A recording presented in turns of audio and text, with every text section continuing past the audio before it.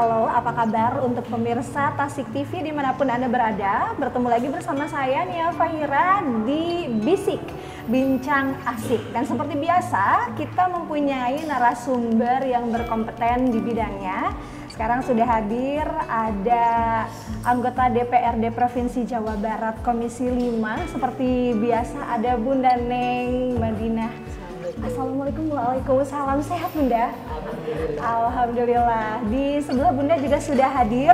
Ini beliau adalah komisioner dari KPAI Pusat, Ibu Ai Mariati Solihah. Ya, Assalamualaikum. Baik, dan juga telah hadir di sini Ketua KPAID Kabupaten Tasikmalaya, Bapak Ato Rinanto. Assalamualaikum Bapak. Waalaikumsalam. Sehat ya Pak ya? Warahmatullahi wabarakatuh. Amin. Baik, di misi kali ini kita akan membahas tentang refleksi Hari Anak Nasional. Karena seperti kita tahu, anak adalah aset dari bangsa, tentunya harus betul-betul kita perhatikan dari mulai tumbuh kembangnya ya Pak ya, dari mulai dari dini sampai tumbuh kembang dan bisa mencari jati dirinya. Baik, kita ke Bunda Neng dulu nih, dari Bunda nih, untuk refleksi Hari Anak Nasional ini seperti apa Bunda? Untuk refleksi Hari Anak Nasional tentu kita juga ini kembali gitu. Bagaimana kondisi anak-anak Indonesia secara umum, kemudian anak-anak Jawa Barat, kemudian juga anak-anak yang ada di Kabupaten Tasikmalaya. Tentu ada perjalanan-perjalanan kehidupan pahit ya di lingkungannya, ada juga bahagia, dan ini juga merupakan bagian dari catatan-catatan untuk Provinsi Jawa Barat, termasuk legislatifnya, di mana kita sekarang sudah membahas peraturan daerah tentang penyelenggaraan perlindungan anak khusus gitu. Kalau dulu-dulu itu perlindungan perempuan dan anak. Betul. Sekarang ini Jawa Barat itu khusus dikhususkan perlindungan untuk anak. Nah ini juga merupakan hadiah untuk anak-anak agar lebih tumbuh kembang lebih sehat lagi. Iya, dari Provinsi Jawa Barat sendiri, selain dari segi pendidikan, perlindungannya, tentunya untuk banyak kasus stunting juga ya Bunda? Banyak. Iya, dari Komisi 5 khususnya itu bagaimana tanggapannya Bunda?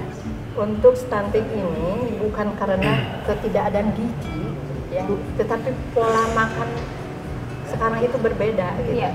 Hobi gitu. Termasuk di Jawa Barat kan kuliner-kuliner itu kandungannya itu semua berbahan baku Lebih cenderung karbohidrat ya? Karbohidrat, cilok gitu ya. Kemudian cireng gitu. Itu paling favorit. Terutama bagi ibu-ibu muda gitu. Nah ini jadi sudah lupa gitu. Apa yang harus dimakan ketika sedang mengandung atau pra sebelumnya gitu. Kemudian sesudah melahirkan. Nah ini kadang-kadang terlupakan pola hidup sehat itu dengan makanan yang bergizi. Jadi yang penting bagaimana masuk ke perut itu dengan kesukaannya tanpa memperhatikan kandungan gizi. Jadi dari Provinsi Jawa Barat sendiri nih untuk memperbaiki atau meminimalisir angka stuntingnya sendiri, upayanya seperti apa Bu? Ya, dari Jawa Barat ini kita sudah punya targetan. Asalnya kan sekarang stunting itu di hampir 24 gitu. Terus menurun ke 17, kita ingin 20% lagi menurun gitu. Jadi kita mencoba kemudian dengan kabupaten kota yang ada di Jawa Barat tentu untuk bagaimana menekan angka stunting di Jawa Barat ini sehingga turun sesuai dengan target Provinsi Jawa Barat. Oke, baik. Kita rehat dulu ya Bunda ya. Sesaat lagi kita akan ke Bunda Ai nih dari Komisioner KPAI Pusat. Seperti apa refleksi Hari Anak Nasional. Jangan kemana-mana, tetap stay tune di Bisik Bincang-Bincang Asik. Oke, masih di Bisik Bincang-Bincang Asik, masih bersama narasumber yang udah mulai asik-asik nih pada siang hari ini ya. Dan kita akan langsung sapa nih, di sebelahnya Bunda Neng sudah hadir Komisioner dari KPAI Pusat, Ibu atau Bunda Ai Mariati Solihah. Ya. Iya, selamat siang. Bagaimana nih tentang refleksi Hari Anak Nasional? Ya. dari KPAI Pusat. Ya, tentu ini momentum kita bersama untuk saling kembali menyegarkan beragam gagasan, berjabat tangan, bergandengan tangan untuk bagaimana supaya seluruh potensi yang ada, ya, tata nilai, local wisdom, kemudian pranata sosial. Terutama saya datang ke Tasik ini menyambut baik Majelis Ulama Indonesia, dalam hal ini tokoh agama, ada Bunda Neng di sini, ada rekan-rekan dari ormas keagamaan, tidak lupa ada kawan kita dari pengawas perlindungan anak yang ada di daerah. Ini seluruh pemangku kepentingan untuk berkolaborasi secara lebih meningkat. Tentu itu kalau di pusat kita melihat ada situasi angka anak-anak nasional gitu ya. Potretnya, profilingnya, tentu bagaimana konteks pemenuhan haknya di sini tergambar kalau di KPAI karena kami menerima pengaduan bagaimana anak-anak yang berada di dalam keluarga dan pengasuhan alternatif itu menjadi angka yang paling tinggi pengaduannya. Karena 2 tahun silam kita saat ini pun kita sebenarnya pandemi ini masih berangsur ya, belum dinyatakan final misalnya, itu juga masih ditandai beragam kekerasan di dalam rumah, kemudian angka perceraian yang sesungguhnya juga di level hilirnya itu masih bermasalah, anak-anak kita yang tanpa pengasuhan ya, penelantaran nafkah dan lain sebagainya itu masih terlaporkan ke kami. Nah, tentu konteks di hilirnya yaitu pelindungan khusus anak, ini juga angka kekerasan, terutama kekerasan fisik kalau ke KPAI Pusat itu terlaporkan bagaimana situasi misalnya anak-anak yang masih mendapatkan kekerasan ketika kemarin mungkin PJJ ya, ketidakmampuan orang tua untuk mendampingi, maka ya itulah hal-hal instan yang membuat takut gitu ya, bukannya membimbing malah terjadi di dalam rumah. Kemudian persoalan kekerasan seksual yang ini juga beragam. Misalnya kita mengidentifikasi di sekolah terjadi, tetapi ujungnya adalah kekerasan seksual. Kemudian di berbagai lokasi saya kira kita juga dalam konteks berbagai lingkungan keagamaan ya, dalam hal ini yang banyak terlaporkan hari ini itu juga sangat memprihatinkan. Bukan hanya misalnya yang kita kenal di pesantren, ada di madrasah, tetapi KPAI juga terlaporkan di tempat-tempat beribadah lainnya, misalnya di gereja, di vihara dan lain sebagainya.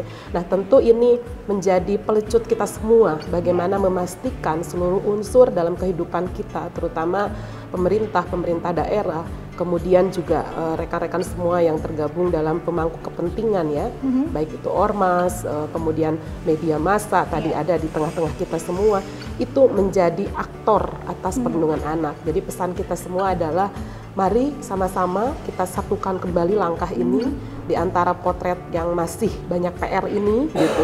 Saya juga bersyukur ternyata anggota DPR Ibu ya. Artinya kebijakan kita juga dapat challenge hari ini.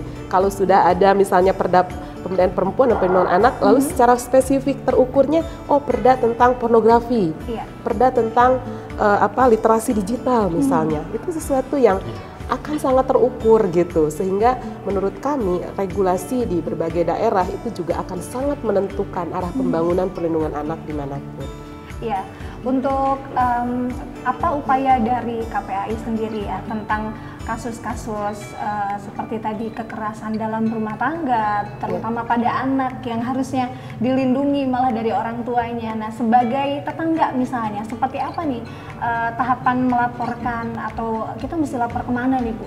Iya, karena KPAI lembaga pengawasan ya, yang di dalamnya itu ada 7 tugas dan fungsi sesuai dengan Undang-Undang 35 2014. Kita menyediakan pengaduan, kemudian kita melakukan pengawasan. Nah, yang berikutnya ini mungkin tidak saya sebutkan seluruhnya, yaitu advokasi kebijakan. Apa yang kami awasi itu kemudian kami selalu telaah pada sektor-sektor strategis mana perubahan harus terjadi. Contohnya gitu ya, kalau kita melakukan visitasi ke daerah dalam rangka pengawasan, itu bukan hanya kasusnya yang tuntas kan gitu ya Kang Ato, tetapi di sini ada persoalan kebijakan yang belum tercover, di sini ada problem sumber daya manusia yang belum terlatih misalnya. Nah, sampai saat ini KPAI melakukan langkah advokasi baik itu di dalam kebijakan. Kami saat ini sedang menyusun peraturan pemerintah terkait koordinasi, kemudian pemantauan dan sinkronisasi pencegahan, yaitu menjelaskan Undang-Undang TPKS 12 2022. karena ini undang-undang baru yang spesifik kepada kekerasan seksual, tapi alat bantu peraturan pemerintahnya kan masih disusun gitu. Walaupun secara definitif di berbagai Polres ya, di struktur aparat penegak hukum itu harus sudah implementatif gitu. Karena misalnya kalau dulu kenapa kalau hanya yang dipahami itu pencabulan, hanya yang dipahami itu perkosaan misalnya. Nah, hari ini dalam Undang TPKS pelecehan seksual itu masuk delik salah satunya. Karena bersiul-siul, mata melihat ingin melakukan sesuatu itu sudah ada secara definitif, bahkan di level yang bobotnya lebih tinggi. Misalnya kalau dulu memahami anak-anak dilacurkan ya sudah saat itu saja, tapi ternyata ada perbudakan seksual yang mungkin semalam harus melayani 10 orang, itu terjadi karena itu skema perbudakan itu dan seperti itu realita, itu ya, Bunda? Dan itu realistis karena memang sudah dilaporkan, data-datanya menunjang, lalu situasi hukumnya juga ada yang ini bolong gitu, belum ada penyelesaian di ranah hukum yang sesuai dengan situasi korban yang begitu memprihatinkan, bahkan sangat rentan sampai meninggal. Nah, inilah tugas dan tanggung jawab kami di pusat melakukan langkah-langkah regulatif sebagai advokasi, dan kemudian case by case yang biasa kita teradu ya dari lingkungan masyarakat itu juga semakin kita lakukan gitu langkah-langkah penyelesaian, bahwa akses terutama kepada korban itu yang paling utama, dan penyelenggara itu harus betul-betul memberikan dukungan layanan. Nah, ini satu dengan daerah yang lain berbeda-beda ya, tentu inilah tujuan besar utama supaya terawasi itu kemudian terlindungi seperti itu. Apabila ada satu korban nih, karena biasanya korban ini mendapatkan tekanan dan ancaman, upaya dari PT P2TP2A atau dalam hal ini KPAI seperti apa? Tapi tahan dulu ya Bunda ya, setelah yang satu ini jangan kemana-mana, tetap stay tune di Bisik Bincang-Bincang Asik. Perbincangannya semakin asik dan semakin hangat saja, dan kita masih bersama di Bisik Bincang-Bincang Asik di sini ya. Dan kita masih membahas tema refleksi Hari Anak Nasional ya Bunda Aya di sini ya. Dan memang sebenarnya harusnya sesuatu yang bikin happy gitu, refleksi Hari Anak Nasional. Tapi memang masih banyak sekali kasus-kasus yang tentunya semakin kesini ternyata korban sudah mulai menyadari pentingnya speak up. Ya, betul. Ya, tapi seperti yang tadi saya pertanyakan, apa upaya dari KPAI di mana ada korban ini yang selalu diancam, selalu ditekan. Nah, kesadarannya sendiri ini dari KPAI itu seperti apa untuk mengajak mereka itu mau melaporkan atau mau berbicara? Ya, dalam Undang-Undang 31 2014 jelas ya, kita punya Lembaga Perlindungan Saksi dan Korban. Itu menjadi mitra strategis kami, di mana keterancaman korban ini beragam. Salah satunya sampai keterancaman misalnya pencabutan laporan, kemudian diancam keluarganya, sampai ke hidupnya dan lain sebagainya. Itu tentu akan terintegrasi laporan ke KPAI dengan pihak-pihak tersebut, yaitu LPSK. Yang kedua, kami punya SOP pengaduan, baik itu secara online, langsung ya, mau by email dan lain sebagainya. Itu 14 hari kerja kami biasanya sudah merumuskan tindak lanjut, lalu langkah-langkah pengawasan, dan ini rekomendasinya sudah sampai mana. Biasanya apakah pada konteks penanganannya yang kurang, ataukah pada konteks reintegrasi dan lain sebagainya. Ini tentu diawasi dari hulu sampai hilir, kira-kira demikian. Nah, bagaimana keterawasan KPAI pada penyelesaian kasus? Saya kira ini menjadi salah satu alat ukur gitu ya di dalam konteks penanganan seperti di Kabupaten Tasik ini. Kalau sebetulnya kalau sudah ada terlapor ke KPAID, relatif kita masih punya wah insya Allah selesai gitu.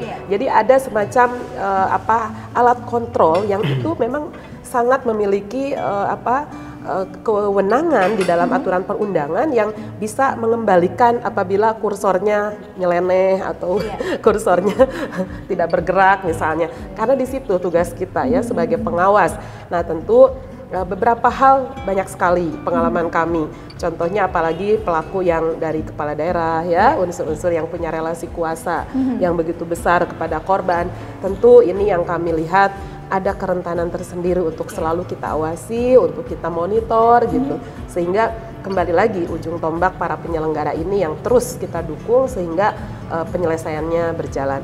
refleksi anak Indonesia hari ini di dalam Hari Anak Nasional tentu harus tetap memunculkan optimisme, karena tema sentral ini kan perempuan berdaya, anak Indonesia terlindungi dan Indonesia maju, itu salah satunya membangun kesamaan non diskriminasi dari situasi anak-anak yang kurang beruntung, yang anak-anak disabilitas, terutama korban-korban yang misalnya korban kekerasan dan lain sebagainya, itu untuk mendapat perhatian dari negara dan kita semua.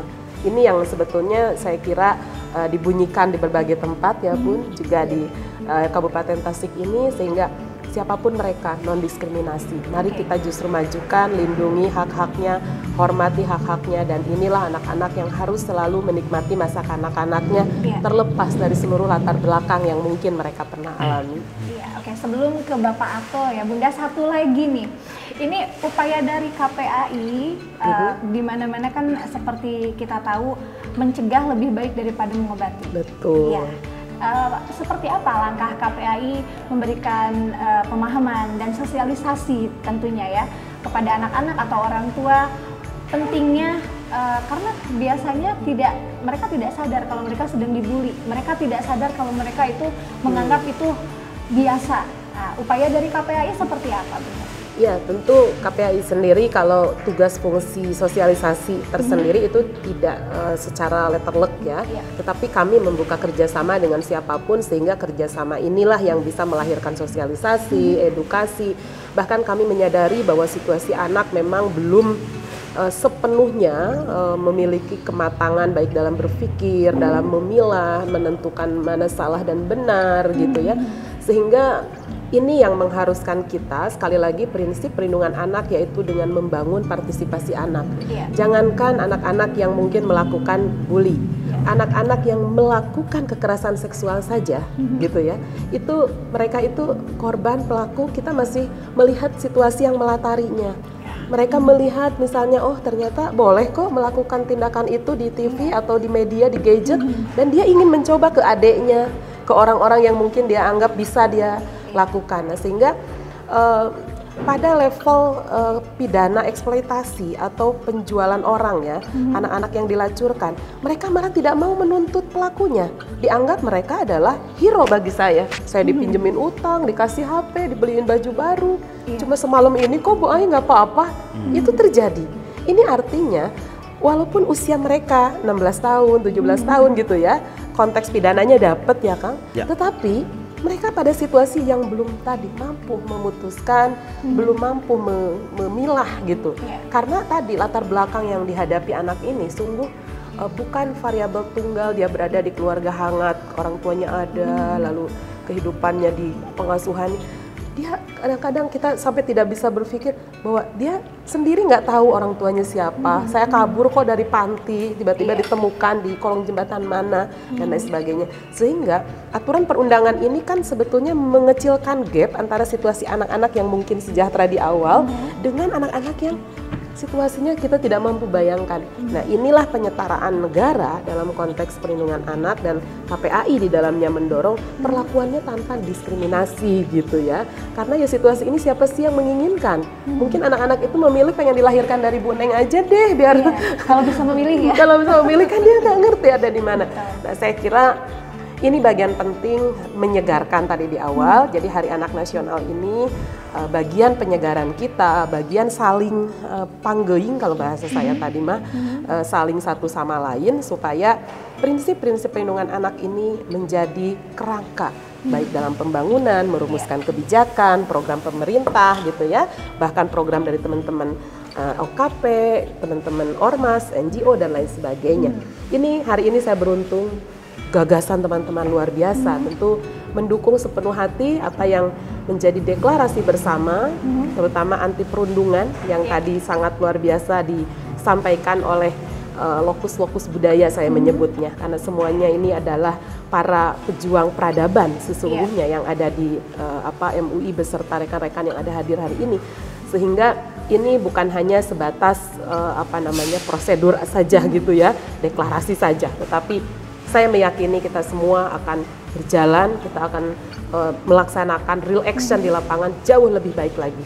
Itu yang kita harapkan. Iya, dan semoga bisa bersama-sama bersinergi merefleksikan gitu ya. Betul. Untuk berkembang tumbuh kembangnya anak nasional yang berada di Indonesia ya Bunda Lebih ya. baik lagi, betul. Oke, sesaat lagi kita akan ke KPAID Kabupaten Tasikmalaya. Sudah ada Bapak Atorinanto. Seperti apa sih refleksi Hari Anak Nasional di sana? Jangan kemana-mana, tetap stay di sini di Bisik Bincang-Bincang Asik.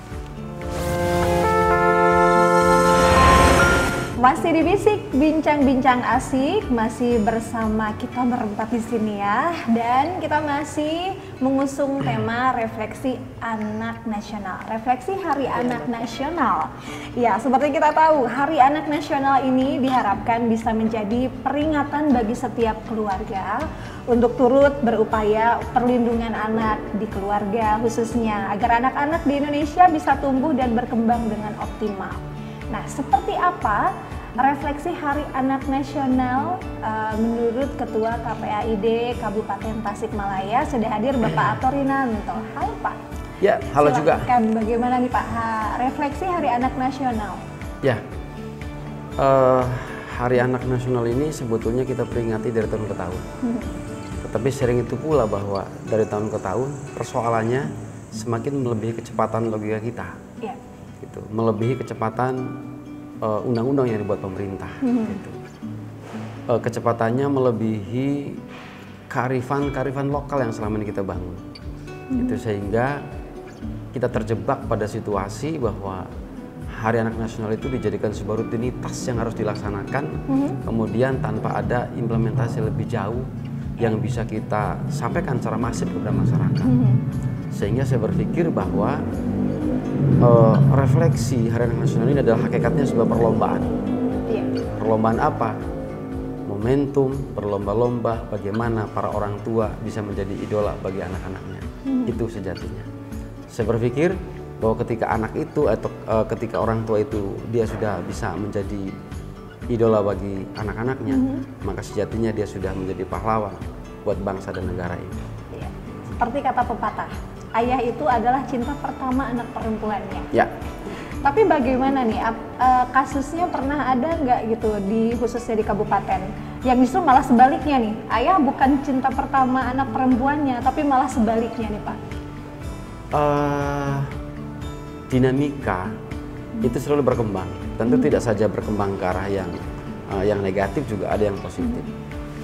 Peristiwa-peristiwa itu juga kadang-kadang sama juga di KPAID Kabupaten Tasikmalaya, bahwa karena kita kan dihilir nih, gitu.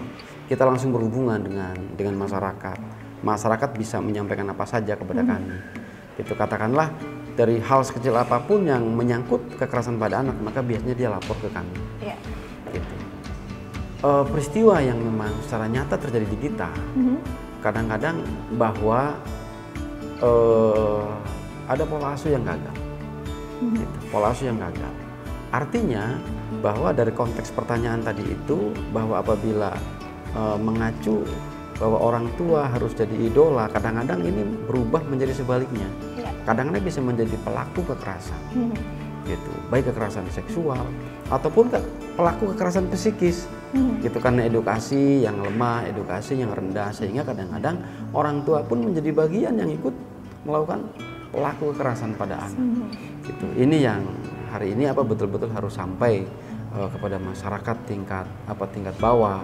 Bagaimana pemerintah bisa hadir, bisa memberikan sebuah regulasi bahwa menyelamatkan Indonesia kecil itu adalah penting. Dan Indonesia kecil itu adalah keluarga. Untuk kasus kekerasan terhadap anak ini di Kabupaten Tasikmalaya, bagaimana perkembangannya? Dari tiap tahun, apakah menurun atau mungkin seperti apa? Dari semenjak saya menjadi komisioner KPAID di Kabupaten Tasikmalaya dari tahun 2017, trennya selalu mengalami kenaikan. Apalagi pasca pandemi. Gitu, trennya selalu mengalami kenaikan. Indikator naik itu saya pikir banyak. Bukan hanya semata-mata banyaknya kasus. Gitu, tetapi kami di komisioner juga dibantu oleh teman-teman Satgas KPAID yang hari ini ada di tiap-tiap kecamatan. Tentu ini akan memicu pola kesadaran masyarakat untuk mau melapor. Gitu. Kemudian yang berikutnya, kami selalu menyampaikan di mana-mana bahwa untuk melapor itu gratis. Tidak lagi ada sebuah asumsi yang berkembang bahwa lapor itu kalau lapor nyuri ayam maka bisa biayanya bisa seperti hilang Iya, betul. Kambing dan seterusnya. Stigma itu kita putus. Bahwa kami yakinkan bahwa ketika Anda lapor bahwa hak-hak privasi Anda dijamin 100% oleh undang-undang. Dan kami meyakinkan bahwa ketika Anda mau melapor tidak dipungut biaya seperak pun. Bahkan kalaupun Anda tidak punya kemampuan untuk datang ke kantor KPHI, maka kami akan fasilitasi. Salah satunya adalah itu yang mengakibatkan di Kabupaten Tasikmalaya kasusnya selalu meningkat karena tingkat partisipasi yang hari ini sudah di atas rata-rata. Iya. Untuk penanganannya sendiri Pak, sejauh ini sampai mana? Ya, penanganan kasus itu kan berpulang dari mana jenis kasus. Gitu. Tentu yang tadi Ibu Ai sampaikan bahwa kami ini adanya di hilir, gitu. Langsung berhubungan dengan masyarakat. Tentu kadang-kadang tidak semua stakeholder pemerintah daerah kelengkapan di dalam penyelenggaraan pelindungan anak termasuk pendampingan itu bisa lengkap, gitu. Maka kadang-kadang KPHI kita juga harus bisa multifungsi. Kita tidak hanya semata-mata berbicara pengawasan, kita tidak hanya semata-mata berbicara memberikan masukan, tetapi kadang advokasi bahkan langsung pendampingan. Gitu. Karena yang ada di hilir itu berbeda, gitu. Suasana kebatinannya, gitu. Kemudian suasana tekanannya kadang-kadang yang namanya orang daerah, gitu. Ketika dia terancam kenyamanannya, gitu, maka dia juga bisa bertindak hal-hal yang tidak diinginkan, berontak ya Pak, ya, dan sebagainya. Gitu. Sebagai catatan bahwa selama saya hampir 5 tahun menjadi ketua KPHI dari Kabupaten Tasikmalaya, itu sudah 123 orang yang sudah kita eksekusi ke lapas pelaku, gitu. Jadi saya hanya ingin menyampaikan bahwa kalau kita di hilir itu tidak berlaku filsafat bahwa 1000 teman terlalu sedikit, 1 kawan, 1 musuh terlalu banyak. Itu kadang-kadang. Jadi ya karena kita adalah amanat undang-undang, kita dilihat Allah, kita menjaga anak-anak, kami meyakini bahwa ini adalah sebuah amanah yang memang perlu dijalankan. Kami didukung oleh semua pihak, termasuk oleh MUI Kabupaten Tasikmalaya. Bunda Neng Madinah juga tidak bosan-bosan memberikan motivasi semangat, didukung juga dari Komisioner KPU Pusat yang hari ini Ibu Ai juga ada di sini, sehingga ini bisa menjadi nutrisi bagaimana kami bisa tetap melaksanakan amanah penyelamatan anak-anak di Kabupaten Tasikmalaya dengan baik dan benar. Iya. Satu yang membanggakan dari KPAID Kabupaten Tasikmalaya yang mendapatkan cukup banyak penghargaan nih Pak ya. Bagaimana nih Bapak sebagai ketua ini bisa memberikan semuanya maksimal, penanganan maksimal, dan akhirnya banyak yang menyoroti KPAID Kabupaten Tasikmalaya khususnya ya Pak ya? Ya, saya juga nggak tahu apakah ini salah penilaian. Apakah salah apa kita ya dari KPU Pusat kita mendapatkan 2020-2021 berturut-turut dianugerahi KPHI D terbaik. Kemudian kita juga dari Polda Jawa Barat, kemudian juga dari lembaga-lembaga yang lain. Saya tidak berpikir ke arah itu, karena kita juga bertanya apakah memang sudah benar yang kita lakukan, gitu. Jadi kita tidak pernah berpikir sampai sejauh itu. Yang ada pada kami itu adalah bagaimana kita bisa melaksanakan tugas dengan baik dan tetap memberikan sesuatu yang tersenyum ketika ada pengaduan atau keluh kesah dalam bentuk apapun menyangkut anak ke kantor KPID Kabupaten Tasikmalaya. Sebisa mungkin kalau kita tidak bisa membantu, maka berikan dengan senyum. Hanya itu sih sebetulnya. Gitu, sehingga ketika kita juga mendapatkan apresiasi, ya kita berterima kasih, ini motivasi. Adapun kiat-kiatnya ini juga saya nggak tahu. Gitu, kita selama ini hanya menjalankan dengan benar, ikhlas. Saya ingat yang tadi disampaikan sama Bapak Ketua MUI, jangan sampai nanti kemudian yang kita lakukan hari ini, pada saatnya pulang ternyata kita tidak mendapatkan apa-apa. Mudah-mudahan dari apa yang kita dapatkan selama ini adalah sebuah bentuk motivasi buat kami, nutrisi buat kami. Semoga ya kembali kita minta dikuatkan. Semoga kita tetap istiqomah untuk menyelamatkan anak-anak. Amin, amin. Oke, baik, terima kasih Pak. Jangan kemana-mana untuk pemirsa Tasik TV, tetap stay tune di sini. Kita akan kembali sesaat lagi, tetap di Bisik, Bincang-Bincang Asik. Tiba saatnya di segmen terakhir di Bisik Bincang-Bincang Asik. Nggak kerasa ya, kita masih mengusung refleksi Hari Anak Nasional. Kita akan langsung tanya nih dari Bunda Neng dulu nih, harapannya di Hari Anak Nasional tahun ini, tentunya di refleksi Hari Anak Nasional ini seperti apa ke depannya Bunda? Ya tentunya kita mari bersama-sama kembali introspeksi diri, bagaimana kita mendidik anak, membesarkan anak, mencintai dengan sepenuh hati gitu. Agar tumbuh kembang anak-anak kita itu menjadi anak yang luar biasa gitu. Berguna bagi agama, nusa dan bangsa, itu yang kita harapkan. Jadi kepada keluarga-keluarga yang masih punya anak-anak, ya, atau mamah muda, papa muda gitu ya.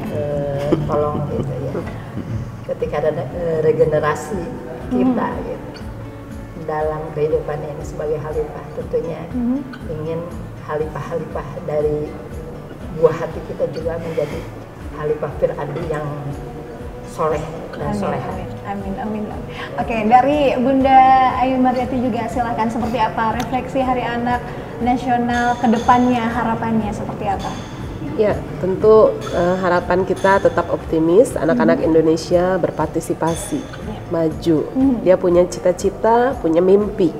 Itu yang harus kita pastikan, fasilitasi, berikan dukungan. Itu yang paling penting. Sebagai orang tua, sebagai kakak, sebagai masyarakat, dukungan apa yang sudah kita berikan? Ini yang saya kira sangat relevan ya untuk kita tanyakan pada diri sendiri. Saya setuju, perlu kita introspeksi apa yang sudah diberikan, karena itu adalah jalan yang menuju anak-anak ini bisa berpartisipasi secara optimal terhadap dirinya, terhadap lingkungannya, keluarga, dan menjadi generasi yang unggul di masa yang akan datang. Oke, dari Bapak Atorinanto nih, seperti apa harapannya untuk refleksi Hari Anak Nasional khususnya di tahun ini? Tentu bahwa anak-anak harus jadi lebih baik kembali. Kemudian refleksi Hari Anak Nasional ini, saya lebih cenderung menekankan bahwa keluarga adalah jendela dunia bagi anak-anak. Maka dari itu anak-anak perlu diberikan suri toladan supaya anak-anak kita punya idola yang tidak jauh dengan apa yang ada di dalam rumah. Dengan anak-anak kita mengidolakan para orang tuanya, maka sejatinya anak-anak kita bisa terminimalisir dari semua bentuk kekerasan, baik kekerasan seksual, kekerasan digital, ataupun kekerasan-kekerasan yang lainnya. Hari ini kita jaga anak, esok anak jaga kita. Oke, terima kasih untuk Bunda Neng, terima kasih atas waktunya, Bunda Ayu juga. Terima kasih, Tasik TV, keren. Oh, keren juga nih, yang luar biasa ya, sudah memberikan waktunya di tengah kesibukannya. Terima kasih Bunda Ayu dan juga Bapak Atorinanto sebagai Ketua KPAID Kabupaten Tasikmalaya. Sukses untuk semuanya. Amin. Terima kasih dan mohon maaf kalau misalkan ada salah kata. Kita di hari ini di Bisik Bincang-Bincang Asik dicukupkan sekian. Terima kasih. Wassalamualaikum warahmatullahi wabarakatuh. Waalaikumsalam warahmatullahi wabarakatuh.